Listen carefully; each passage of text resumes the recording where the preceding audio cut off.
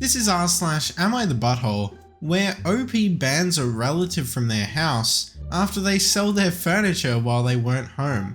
My name is Trey, and welcome back to Reload Reacts. This first post is by Voldemort's Big Toe. Am I the asshole for playing Mahjong on my computer at 11 PM? I, 21F, love playing on my computer. It is a 2020 MacBook Air for reference. Currently, it is a Saturday night at 11:30 PM, and I want to play a game I very much enjoy on my laptop in bed. And the game happens to be Mahjong on Mahjong GG. Now, Mahjong is a lot of clicking because of how the game is, just matching tiles. I have no other noises going on in my apartment at this time. No music, no TV, no talking, computer volume is muted, and both of my pets laying next to me quietly. Yet, my downstairs neighbours have been complaining about hearing the clicking of my mousepad. They have also been complaining about hearing the typing of my computer. They shouted through the ceiling, "Can you do this tomorrow?" Or, "Bro, you've had all day, why are you doing this now?" And even, "Can you effing stop?" When they started pounding on the ceiling is when I finally gave in and closed my computer. Didn't even finish my game of Mahjong. I just want to know if I'm the one being an asshole. I'm just playing a game on my computer that I enjoy before bed. We do live in a really old 3-story house turned into 3 separate units. I am right in the middle. I don't know how sound carries through to their apartment, but maybe it is really loud? Is Mahjong not a socially acceptable game to be playing at 11 PM? I would love to hear your guys' opinion on this because I genuinely don't know. Thanks. Dude, like how thin is the ceiling? It's clicking, it's not very much. That's crazy. I wouldn't say you're the asshole, but also I kind of feel like I don't have enough information because what ceiling allows clicking and typing to travel through the roof? And not only that, but to the point of banging on your floor to stop? Like, that must be loud. But how? How is it loud? A comment from Dreamling says, "This reminds me of when my parents told me about an argument they had. My dad would be in the basement playing a tower defense game when my mum was in bed on the 2nd floor.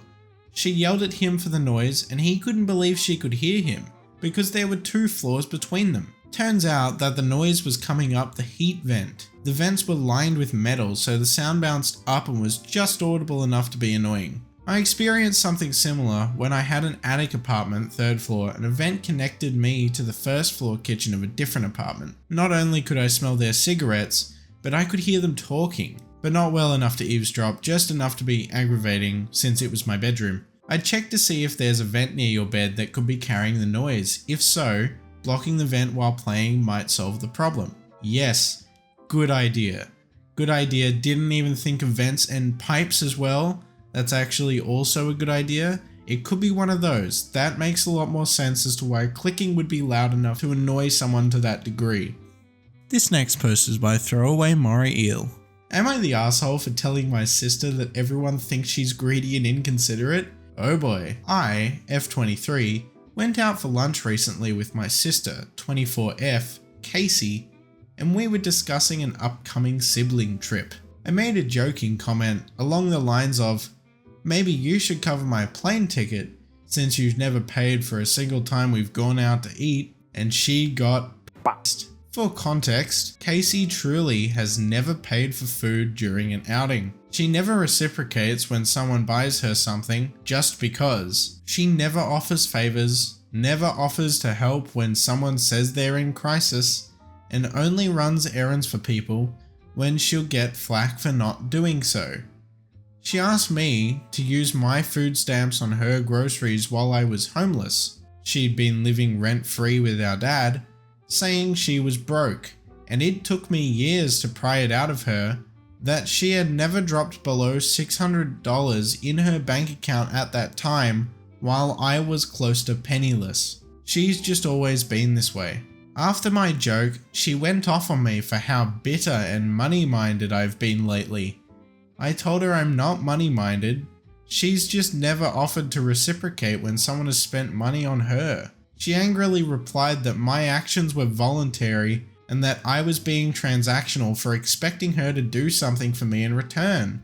I tried to explain to her that normal people want to do something kind when someone does kind things for them, and she said she was just being shrewd with money because she's saving for a big purchase. I reminded her that I also have big purchases to make, and so does our brother, who also spends considerable amounts of money on her, but we somehow make time for her and set money aside for her birthdays and Christmas presents. She once again hit me with the "that's all voluntary" thing, so I snapped, "Yeah, and the fact that you won't do any of that voluntarily makes you a cheap. Everyone in the family thinks you're greedy as and you only think about yourself." We left after that. The conversation continued over text and it was basically the same. She told me I was toxic and that she was done proving herself to this family, when I think she's done nothing to prove that she so much as thinks about other people. I aired some older grievances out, which I honestly should not have done, they were irrelevant, and she left me on red. She called our brother and told him to cancel the trip, which is when I started feeling about this. He told me I shouldn't have brought all this up, that money isn't worth fighting for, and that I should apologize to get her to still go with us. The more I think about it, the more I wonder if by making my comment on her supposed greediness, and everyone thinks you are comment instead of an I comment, I really hurt her feelings. Everyone in the family has commented on her lack of consideration for others, but she didn't need to know that. I didn't mean to vent all that out during lunch. Was it fair to bring all that up, or am I being an asshole and making it about money? No, you're not being an asshole. She clearly doesn't want the relationship that you want though, and I think you should reevaluate what you both want from your dynamic. She literally took your money while you were homeless, and she had hundreds of dollars. I think it needs a little bit of evaluation. That's not a very kind thing to do. I'm not sure if she knows that she's not being kind and doesn't care, or she isn't even processing it to begin with.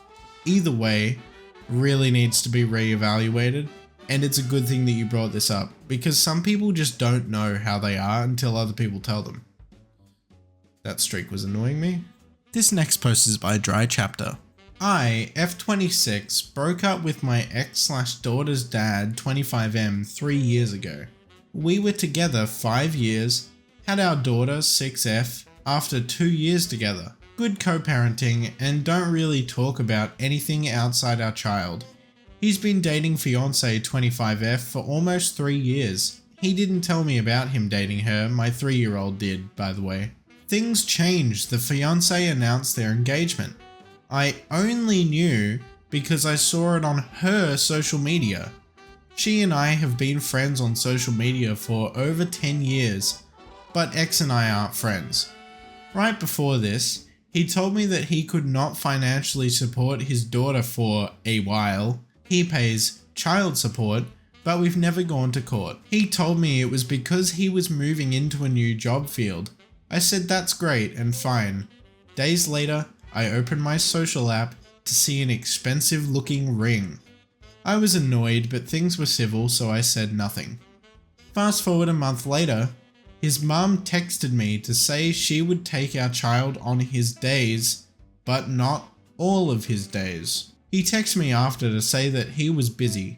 It's less than 24 hours before he was supposed to have her, so I figured something must have come up. I made arrangements to be home instead. It was only until a few days after that I started seeing vacation photos on his fiance's Facebook. Next was word vomit. When his next time to have our daughter came, I let him have it. I told him he could have let me know in advance he was going out of town, and that he could have known for weeks ahead, and how disrespectful he used his mom to communicate instead of coming to me. I said it's a pattern. He also didn't tell me about his plan to marry, and that involves our daughter. His response? His fiancée wasn't getting any legal rights to our daughter. Why did it matter? I asked. Is it important for our daughter to gain a stepmom? Is it important that you tell me about important things going on in our daughter's life? The conversation really went nowhere, and his fiance then blocked me, which speaks volumes. Not only do we think you should have found out like this, you shouldn't have found out at all. In the end, I told him our daughter wouldn't attend his wedding. As far as she knows, the reason she isn't going to the wedding is because we have a trip planned for that day, and they don't even have a set wedding date because they are due with a new child now. I've raised our daughter almost solely, even when he and I were together. I've been there for all of her important events, and I fear he'll go behind my back and I'll miss seeing her at her first wedding and even potentially being a flower girl for the first time. I would not be able to help her dress, or do her hair, or see her walk the aisle, all which mean a great deal to me to be witness to. Please tell me, am I the asshole? My friends tell me I'm not. Everyone else says that I'm being selfish and punishing them for no real reason, and his family says I've caused them to postpone the wedding. I feel bad, but I am still firm in my decision. I think it's fair to want to see your daughter do those things, and it does speak volumes about how they said you shouldn't have found out at all. That is insane. Because it does involve your daughter, and you're a part of your daughter's life, and you've been a big part of your daughter's life, and so the things happening in your daughter's life should matter to you. They should be told to you. I will say, you do kinda suck for letting the guy get out of paying child support to go on a holiday. Not a great idea, but I do think you need to go to court, get that settled. Otherwise, not the asshole. But for that specific part, yeah, kinda, yeah. This next post is by a Smo Froggy Girl. I, 20F, was in college for biology at the time.